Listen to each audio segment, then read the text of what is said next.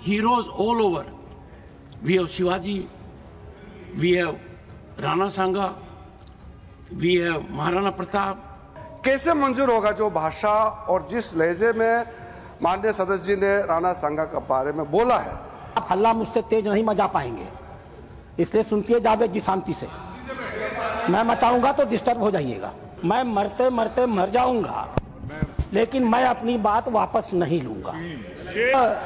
इतना ज्यादा घोर उन्होंने अपमान किया है देश के वीरों का। मैं एक अनुरोध करना चाहती हूँ, कभी कभी क्या परिस्थितियां हैं मुझे नहीं पता, कभी कभी थोड़ा थोड़ा किराया बढ़ जाता है। भारतीय सेना के एक वरिष्ठ अधिकारी कर्नल पुष्पेंद्र बात साहब और उनके बेटे अंगद को पंजाब पुलिस के 12 अधिकारियों द्वारा मामूली पार्किंग विवाद को लेकर बेरहमी से पीटा गया। का ननिहाल है, हम आपके मेरा भाई हैं, लेकिन आप ध्यान नहीं देते हैं हम पर। आप गड़बड़ आदमी हैं, तो आप भीतर से सही रहिए। हम आपका सब जानते हैं, दोनों भाई एक दूसरे को जानते हैं। नमस्कार, मेरा नाम है अरुणेंद्र और आप देख रहे हैं दी लोकसभा का स्पेशल सेगमेंट संसद और संवाद, जहां हम आपको दिन भर की संसद से जुड़ी दिलचस्प बातों को आप तक पहुंचाते हैं। औरंगजेब इतिहास का एक विवादास्पद हिस्सा है, लेकिन अब वही औरंगजेब अपनी कब्र से उठते हुए संसद तक पहुंच गया है। जी हां, तारीख थी 28 मार्च की, जगह थी संसद भवन का राज्यसभा सदन। ठीक 11 बजे सदन में एंट्री होती है सभापति जगदीप धनखड़ जी की। संसद की कार्यवाही जैसे ही शुरू हुई, सत्ता पक्ष की ओर से नारेबाजी शुरू हुई। कहा गया, राणा संगा का अपमान नहीं सहेगा हिंदुस्तान। सभापति ने सबको समझाते हुए शांत होकर बैठने को कहा और कहा कि आप सबको संसद के अनुरूप ही आचरण करना चाहिए। उन्होंने कहा कि मैंने राणा सांगा के बारे में बचपन से सुना है। उनका एक हाथ, एक पैर और एक आंख नहीं थी, लेकिन वो अपने देश के लिए बहादुरी से लड़े थे। इसलिए मेरी सबसे अपील है कि हम हर उस राष्ट्रभक्त और राष्ट्र के नायक का सम्मान करें। Personally, for me, let me tell you, I was a student of Sainik School Chittorgarh. The fort I used to see every day, and Rana Sanga was such a venerable figure. He lost his one hand, he lost his one leg, he lost half of his body fighting valiantly. And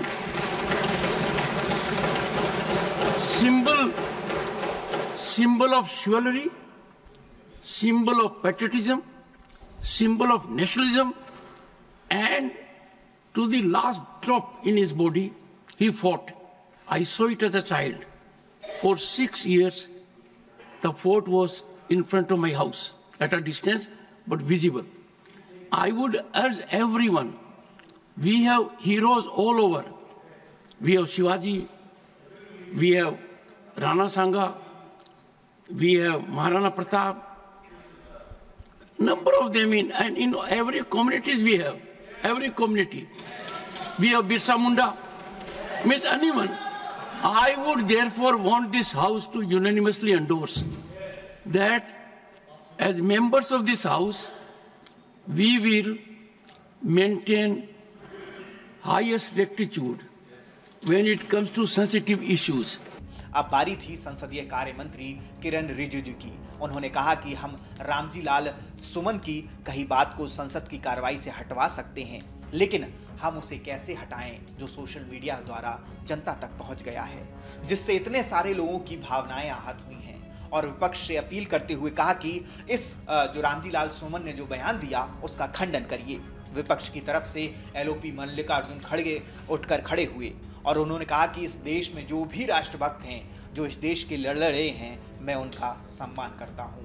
और फिर वो रामजी लाल सुमन के घर पर हुए प्रदर्शन तोड़फोड़ को लेकर नाराज हो गए। फिर उन्होंने अपना दलित कार्ड भी निकाल लिया और कहा कि हमारे एक दलित साथी सदस्य का अपमान हुआ है, उसे हम कभी बर्दाश्त नहीं करेंगे। और फिर वो ये कहते हुए हाइपर हुए और फिर बैठ गए। Maintain highest rectitude when it comes to sensitive issues. Sir, जो अभी कहा है, हम लोग तो पूरा एग्री है, आपने देश का सेंटीमेंट को रखा है। मैं सिर्फ इतना पूछना चाहता हूं, हम लोग दिल से मानते हैं आपने जो कहा वो बहुत सही कहा और देश का सेंटीमेंट है। हमारे कांग्रेस पार्टी और बाकी लोग भी इससे सहमत है कि नहीं, एक बार बता दीजिए। क्योंकि मैं मानता हूं, अभी हमने खुद रुकाया अपने पार्टी के एमपी को, ठीक, चेयरमैन का बात सुन लीजिए।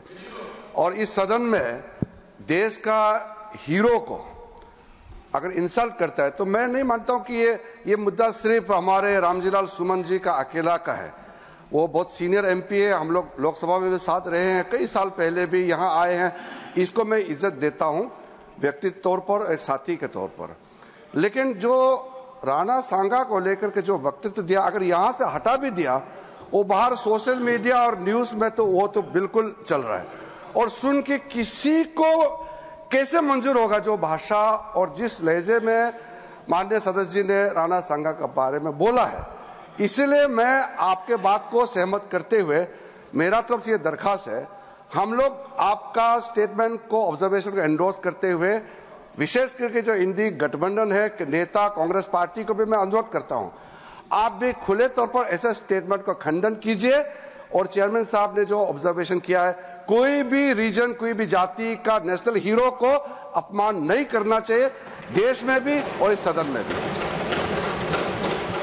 पेट्रियट्स हैं, देश के लिए लड़े हैं, उनका मैं सम्मान करता हूं। लेकिन इसका मतलब ये नहीं है कि कानून अपने हाथ में लेकर अगर कोई किसी के घर पे जाकर तोड़फोड़ करता है, ये और तोड़फोड़ करता है, अगर उसकी संपत्ति को तोड़ता है, ये कभी हम नहीं मानेंगे। इसको मैं खंडन करता हूं। इस चीज को आपके बात से सहमत है, लेकिन इन्होंने वो मुद्दा उठाकर एक पे जान मारने की कोशिश करते हैं, उसके घर पे जाते हैं और उसकी गाड़ी तोड़ते हैं, घर तोड़ते हैं। ये अपमानजनक जो दलितों के खिलाफ हो रहा, ये कभी नहीं सहन करेंगे।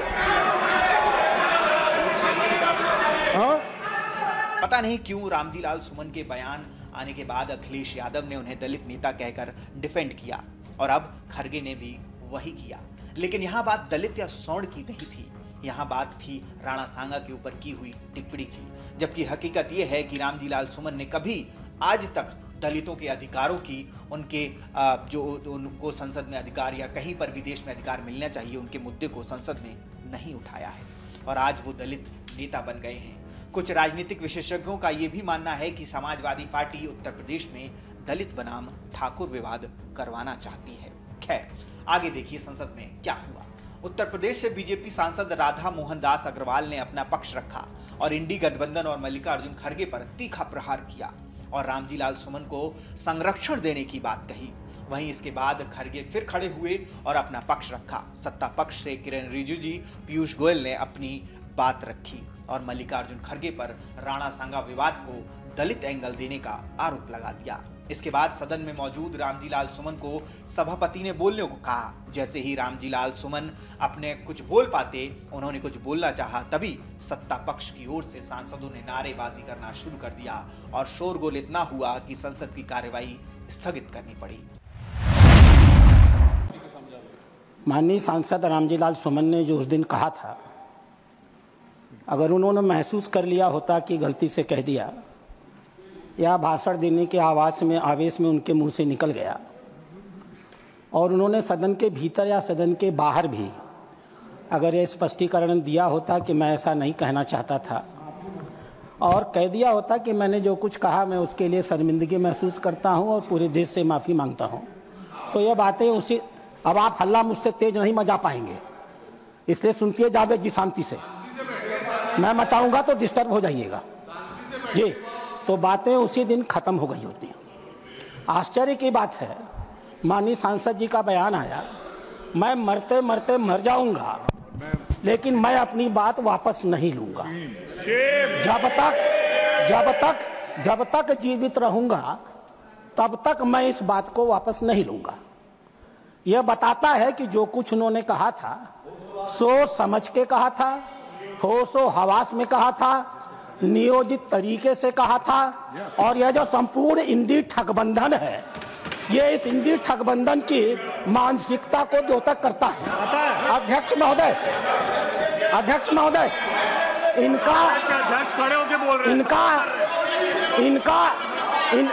वाजपेयी जी, अरे बैठो यार।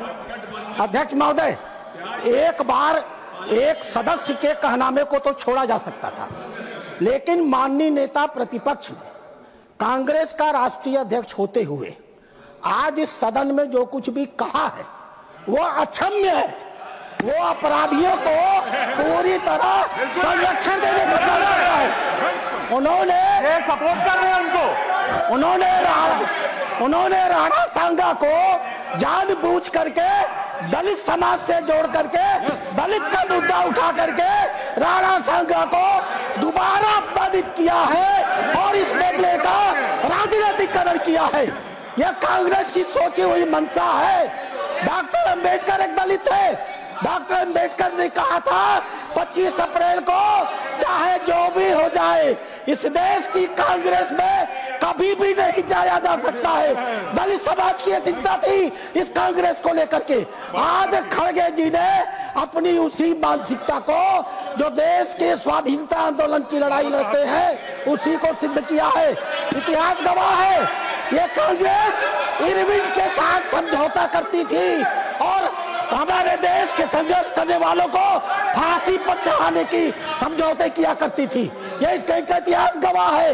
ये राष्ट्र विरोधियों के साथ रहने के आदी है। ये डीप स्टेट के हिस्से है। इसलिए आपका कहना अपनी जगह सही है, लेकिन जब तक अब रामजी सुमन जी और कांग्रेस पार्टी दोनों खड़ी होकर के अपने स्टैंड पर माफी नहीं मांगेगी, हम इस मामले को समझौता नहीं करने जा रहे। वाद विवाद में नहीं पढ़ना चाहता हूं, लेकिन मैंने पहले ही कहा, आप जो बातें कही राणा सांगा के बारे में, राणा प्रताप जी के बारे में जो बातें कही और देश के अन्य भागों में भी जो देश के लिए लड़े मरे अपना जान दिए, उन सबका हम सम्मान करते हैं। ये बात मैंने कही और आपने जो कही उसको मैं सेकंड किया। इनको क्या आपत्ति है उसका? दूसरी बात मैंने ये कहा कि कोई बात का आपको और उनमें इतिहासकार आपके और उनके अगर है उनमें मतभेद है तो आप जुड़ा। इसका मतलब ये नहीं किसी का घर जलाओ, किसी के घर के ऊपर बुलडोजर लगाओ, किसी का ये करो, किसी के बच्चों को मारो। तो ये बात सर, ये बात मैं नहीं मानता। संविधान इसका परमिशन नहीं देता और संविधान जब परमिशन नहीं है ये बातें यहाँ लाना ठीक नहीं है। इसीलिए मैं आपसे अपील करता हूँ उनको कम से कम इतिहास पढ़ के और उन्होंने जो इतिहास पढ़ के एक दूसरे से बात करने दो। लेकिन मैं तो आपके बात को सपोर्ट कर रहा हूं। मैं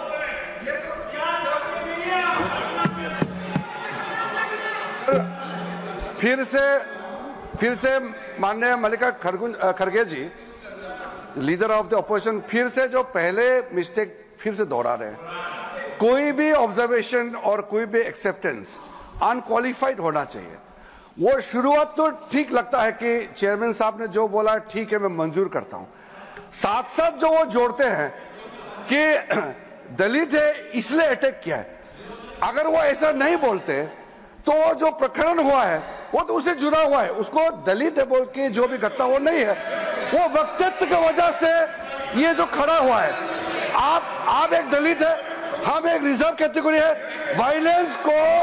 वायलेंस को कोई भी यहाँ जस्टिफाई नहीं कर सकता है। सर, चेयरमैन सर, हमारा लोकतंत्र में बोलने का आजादी तो है, हमारा देश नियम कानून से चलता है, इसमें कोई हम लोगों में विरोधाभास नहीं है। लेकिन आप बार बार ये कह रहे हैं दलित ने इसलिए अटैक किया है। आप जो वक्तव्य मेंबर इस सदन में देता है वो एक रेस्पॉन्सिबल स्टेटमेंट होना चाहिए। लेकिन आप कैसे जाम मार करके दलित ने इसलिए अटैक किया है, आप क्यों जाति को इसमें जोड़ना चाहते हैं? माननीय रामलाल सुमन जी ने कहा है, रामजीलाल सुमन जी ने कहा है, वो इतना निंदनीय है, इतना बेशर्मी का वाक्य है, इतना ज्यादा घोर उन्होंने अपमान किया है देश के वीरों का। और उसके ऊपर जब अमर्यादित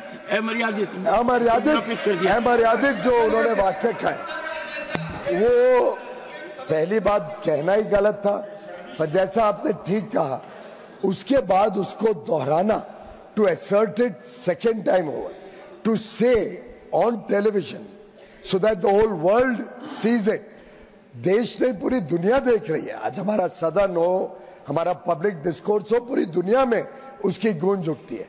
फिर कहना कि ऐसे वीरों के लिए मैं फिर ऐसे ही शब्द इस्तेमाल करूंगा, फिर इसी प्रकार से देश को बांटने की बात करूंगा, लोगों के ऊपर जो उनकी आस्था है उसके ऊपर ठोस घाव पहुंचाऊंगा, वो डबल वहमी है, डबल निंदनीय है। लेकिन सर, एक तो वो पहलू है, उसके ऊपर तो कोई कुछ कह नहीं रहा है, ना लीडर ऑफ ऑपोजिशन, ना सुमन जी खुद, ना राम गोपाल जी। लेकिन अध्यक्ष जी ये भी इक्वली निंदनीय है कि लीडर ऑफ द ऑपोजिशन, इतने वरिष्ठ राजनेता होने के बावजूद इसको एक ऐसा ट्विस्ट देने की कोशिश कर रहे हैं जो बार बार ये करते हैं। इस सदन में कई बार हमने देखा है कि जात पात पे देश को बंटवारा करना, जात पात पर लोगों के बीच में गलत भ्रमित करना, फॉल्स नैरेटिव बनाना, ये जो खड़गे जी का बार बार करने की कोशिश होती है वो भी उतनी ही निंदनीय है, क्योंकि हम चाहते हैं देश में सामाजिक समरसता रहे, देश एकजुट हो। लेकिन ये जो इनकी मंशा है, ये मंशा भी आज एक्सपोज हुई है। रामजीलाल सुमन, श्री रामजीलाल सुमन,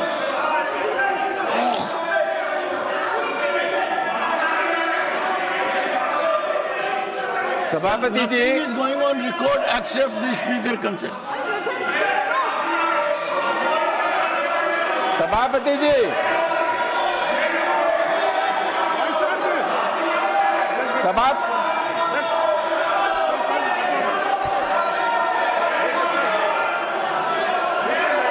सभापति आओ साहब, बस बोले The house is adjourned to meet at noon today. 12 बजे फिर से सदन की कार्यवाही शुरू हुई। प्रश्नकाल का दौर शुरू हुआ और इस समय विषय था the protection of interest in aircraft objects bill 2025। सभी सदस्यों ने इस पर अपने प्रश्न रखे। बीजेपी की सांसद सीमा द्विवेदी ने हवाई जहाज का किराया बढ़ाए जाने को लेकर ध्यान देने के लिए कहा, जिस पर जो हमारे उड्डयन मंत्री हैं उन्होंने हंसकर हामी भरी। मैं श्रद्धेय प्रधानमंत्री जी के प्रति हृदय से आभार व्यक्त करना चाहती हूं। आपने आम आदमी के सपने को पूरा किया है, आपने गांव के गरीब के सपने को पूरा किया है, गांव में रहने वाले किसानों को सपनों को आपने पूरा किया है। गांव में रहने वाला वह व्यक्ति जो कभी साइकिल भी जिसके पास नहीं था, आज वो भी हवाई जहाज की यात्रा करके अपने को खुशहाल महसूस कर रहा है। महोदय, मेरा वक्त हो गया है। मैं इन्हीं चंद शब्दों के साथ मैं सरकार को बधाई देती हूँ, माननीय मंत्री जी को बधाई देते हुए एक अनुरोध करना चाहती हूँ माननीय मंत्री जी से।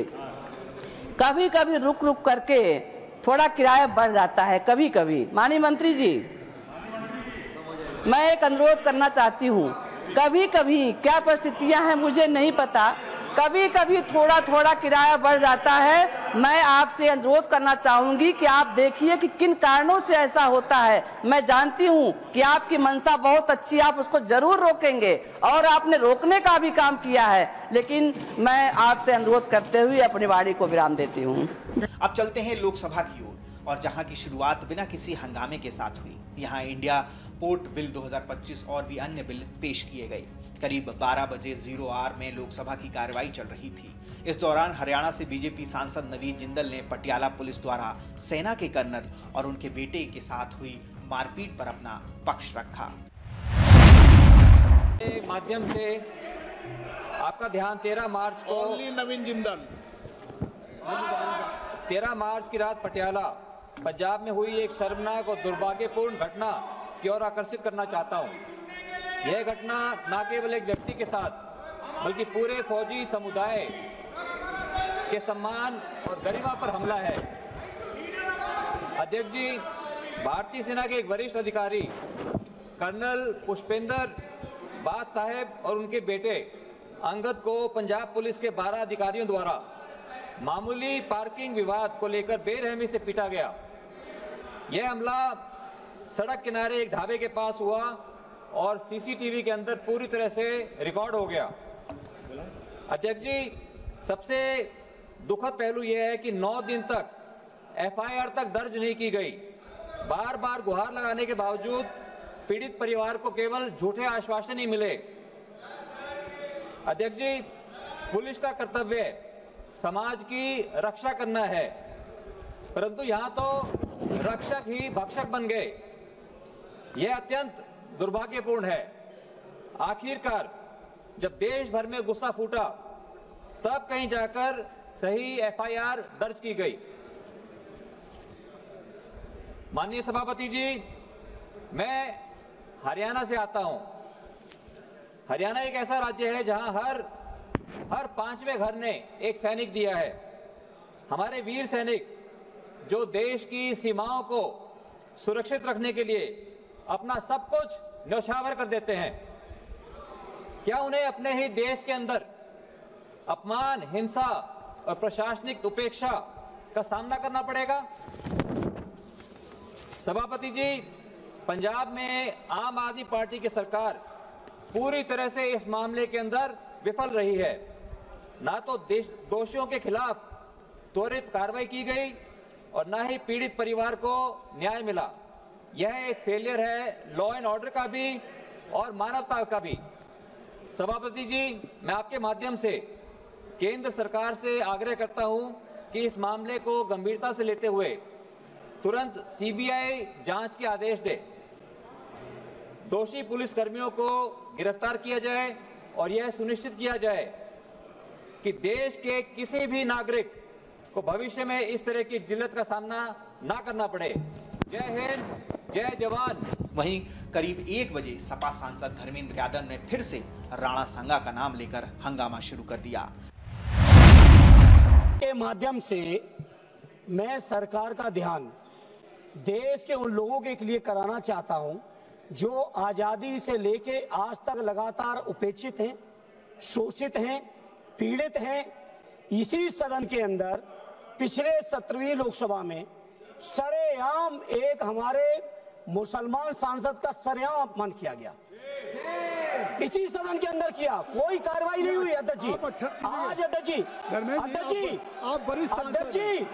मैं इस मौके पर कहना चाहता हूं, समाजवादी पार्टी के, अरे बात सुनिए, राणा सांगा जी निश्चित तौर पर देश के योद्धा थे, समाजवादी होते हैं। एक मिनट बैठ जाए, आप धर्मेंद्र जी बैठ जाइए। नहीं, मैं 1 मिनट सुन ले, मेरी बात सुन। मैं आपको इजाजत दूंगा, मैं आपको इजाजत दूंगा। मेरी बात सुने, मैं आपको इजाजत दूंगा। आप बताइए, 0 आवर में लोक महत्व का विषय हो, तात्कालिक हो, अविलंबनीय हो, देयर आर 3 पैरामीटर। आप 17वीं लोकसभा की बात करेंगे, 17वीं लोकसभा की बात कैसे होगी? नहीं, सदन ऐसे नहीं चलेगा, सदन ऐसे नहीं चलेगा। आपका कोई विषय हो, क्या बात करें? आप कैसे खड़े हो गए? आप ऐसे खड़े हो गए? नहीं, ऐसे थोड़ी खड़े हो। नहीं, ऐसे थोड़ी, नहीं। आप सदन में तात्कालिक, अवलंबनीय, अब लोक महत्व का विषय उठाएं, ऐसे नहीं उठता है। आप इनको हमने अनुमति दी, आपको तो अनुमति दिया नहीं, ऐसा नहीं सदन होता। नहीं। इसके बाद बारी आई भाजपा सांसद निशिकांत दुबे की। The carriage of goods by sea bill 2024 पर चर्चा करते हुए निशिकांत ने सपा सांसद धर्मेंद्र यादव और मुलायम सिंह यादव का नाम लेके ऐसा तार छेड़ दिया कि विपक्ष में बैठे समाजवादी पार्टी के तमाम नेताओं में सन्नाटा पसर गया। हम सांसद जो कहते हैं डेमोक्रेसी में कि पार्लियामेंट सुप्रीम है, पार्लियामेंट की पावर होनी चाहिए, तो भारत सरकार ने, मोदी जी एक डेमोक्रेट आदमी है और मैंने अपने जीवन में उनसे ज्यादा डेमोक्रेट प्राइम मिनिस्टर नहीं देखा।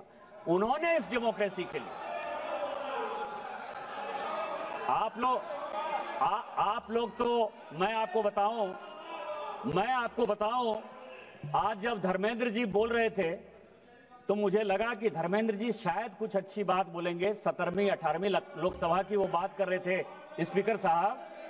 मैं आपको बताऊं कि धर्मेंद्र यादव जी इसी सदन के सदस्य थे और schedule caste Jasvir Singh Samajwadi party का सांसद किसने पीटा इस वेल में उसका मैं गवाह हूं। जसवीर को किसने पीटा तो मैं आपको बताऊं या मैं जिनका बहुत सम्मान करता था और सभी पूरी दुनिया सम्मान करती है मुलायम सिंह यादव जी के ऊपर किसने केस किया मुझे बताने की आवश्यकता नहीं है। इसके बाद चर्चा शुरू हुई सवारी वाले विमानों के किराए की और नए हवाई अड्डे बनाने की मांग भी उठी।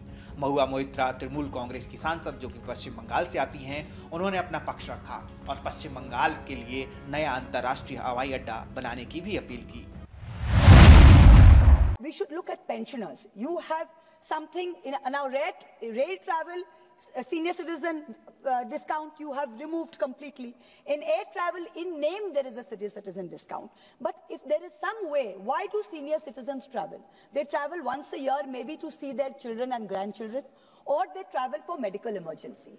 If every senior citizen's fare can be capped at say 25% of peak fare or 50% of peak fare for say 4 tickets a year, some kind of mechanism like that, I think that will really help our country's senior citizens in affordable air travel.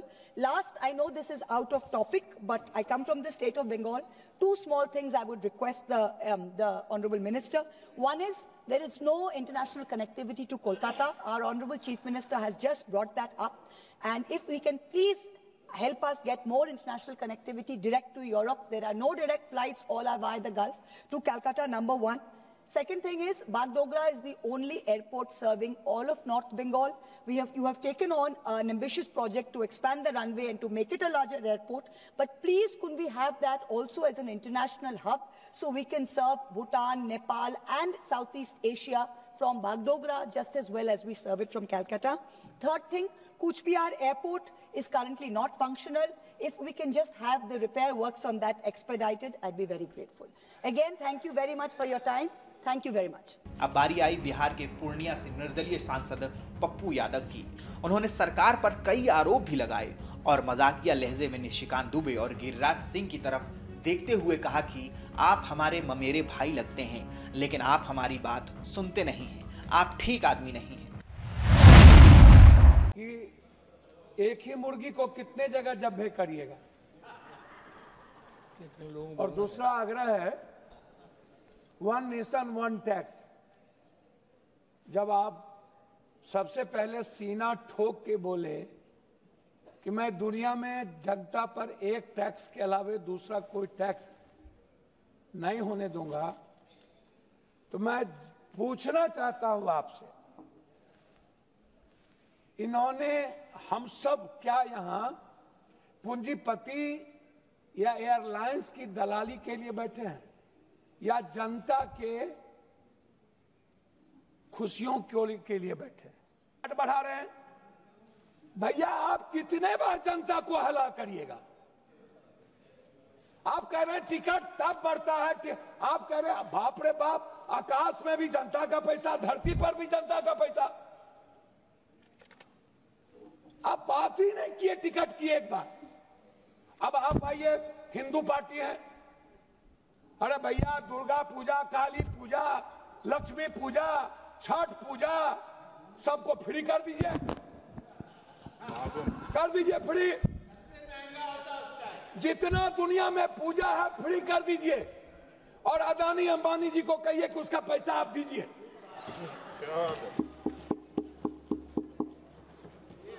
सब पूजा free, मरनी हो तब पैसा, प्राकृतिक आपदा आ जाए तब पैसा, कोई डेथ कर जाए तब पैसा। आपदा में अफसर क्यों निकालते हैं आपकी सरकार? महोदय, बिहार में एक भी अंतर्राष्ट्रीय एयरपोर्ट नहीं, बोध गया है बहुत कम स्थिति रहती है और समय के अनुसार। जी आराम से, बहुत जोश में, आराम से। जी जी धन्यवाद सर। तेजी में हो नहीं है, क्या है मेरा आग्रह है। गोपाल जी आपको इतने ध्यान से सुन रहे तो आप तेजी और बढ़ रही है। नहीं धन्यवाद सर, धन्यवाद। आपका स्नेह आशीर्वाद बना रहे सर, असीम कृपा रहे सर, और भीतर से रहे, ऊपर से नहीं रहे सर। तो मेरा बस अंतिम आग्रह है आपसे कि पटना को अंतर्राष्ट्रीय एयरपोर्ट कोई भी, बाहर बगल में नेपाल है, श्रीलंका है, बांग्लादेश है, जापान अनडेवलप्ड कंट्री है। अब जैसे अरब जाते हैं, हमारे यहां से ज्यादा गल्फ जाते हैं, तो अरब और गल्फ जाने के लिए अंतर्राष्ट्रीय प्लेन की शुरुआत की जाए। 28 जिला बौद्धिस्ट है, उसकी भी शुरुआत हो हमारे यहाँ। अब तो सीता की धरती हमारे लिए, हमारे अमित शाह जी ने कहा कि सीता बनेगा, तो उसका भी देखिए सीतामढ़ी में एक, सीतामढ़ी को डेवलप करने के लिए हो। अब कितना कब बनेगा मुझे नहीं पता। पूर्णिया को जल्दी से आप उद्घाटन कर दें, मेरे ख्याल से सितंबर में पूर्णिया का यदि उद्घाटन कर देंगे तो असीम कृपा होगी। अंत में आग्रह करूंगा माननीय अध्यक्ष महोदय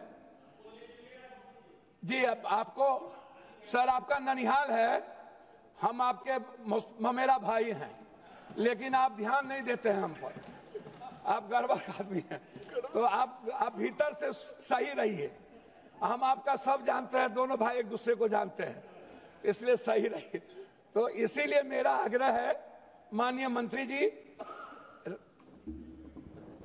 जीएमआर के जितने एयरपोर्ट है उसके समोसे उनको थोड़ा कम करिए, सब्जी तब्जी को थोड़ा कम करिए, और खरीदारी चाउमीन भी नहीं खा पाते हैं और कोल्ड कॉफी भी हम नहीं पी पाते हैं, बड़ा दिक्कत है। एक कोल्ड कॉफी 700 रुपया में मिलता है, 600 रुपया। तो इसीलिए अब सिर्फ इतना कहेंगे कि जो प्रवासी मजदूर है, जो चिकित्सक हैं, जो हमारे बुजुर्ग माँ बाप हैं, जो किसी न किसी परिस्थितियों में जाते हैं, और जब भी कोई सामाजिक धार्मिक पर्व हो, और जब भी कोई साइक्लोन या कोई नेचुरल डिजास्टर आता हो, उस वक्त ये लोग अत्यधिक शोषण करते हैं आम आदमी का।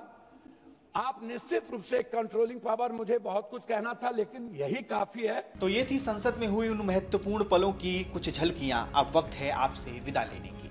आप हमें कमेंट में अपनी राय भेज सकते हैं, हम फिर आएंगे। तब तक के लिए देखते रहिए द लोकसभा।